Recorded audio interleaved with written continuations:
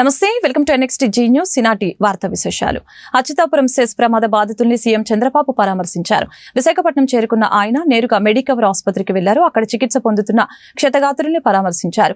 వైద్యులతో మాట్లాడి చికిత్స వివరాలని అడిగి తెలుసుకున్నారు. బాధితులతోనూ మాట్లాడి త్వరగా కోలుకునే విధంగా ప్రభుత్వం అన్ని చర్యలు తీసుకుంటుందని, అండగా ఉంటామని భరోసా ఇచ్చారు. భయపడకుండా ధైర్యంగా ఉండాలని సూచించారు. అనంతరం బాధితుల కుటుంబ సభ్యులతో మాట్లాడారు. ఆ తర్వాత ఆసుపత్రి వెలుపల సీఎం మీడియాతో మాట్లాడారు. ఫార్మా కంపెనీలో జరిగిన ఘటన తీవ్రంగా ఖర్చు వేసింది. ఎంత ఖర్చైనా బాధితులందరికీ ఉత్తమ వైద్య సేవలు అందిస్తాం. అవసరమైన వారికి ప్లాస్టిక్ సర్జరీ కూడా చేస్తాం. మృతుల కుటుంబాలకి 1 కోటి చొప్పున పరిహారం అందజేస్తాం. తీవ్ర గాయాలైన వారికి 50 లక్షల చొప్పున, స్వల్ప గాయాలైన వారికి 25 లక్షల చొప్పున పరిహారం ఇస్తాం. భవిష్యత్తులో ఇలాంటి ఘటనలు పునరావృతం కాకుండా చర్యలు తీసుకుంటామని తెలిపారు.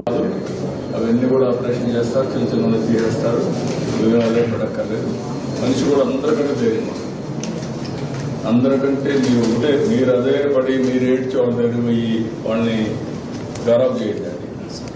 దానివల్ల అదే అయిపోతారు. అట్లా కాకుండా అక్కడ పోయినప్పుడు ధైర్యంగా ఉండండి, వాళ్ళకు కూడా ధైర్యం చెప్పండి. నాకు చాలా బాధ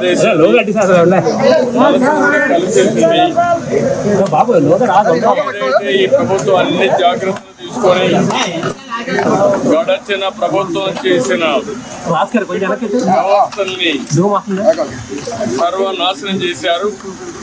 అవన్నీ బాగు చేసే కార్యక్రమంలో ఇలాంటి సంఘటన చాలా బాధిస్తుంది.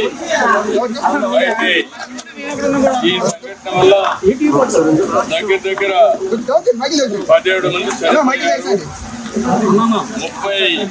36 మంది దెబ్బలు తగిలాయి, 10 మందికి మేజర్ దెబ్బలు ఉన్నాయి, 26 మందికి మైనర్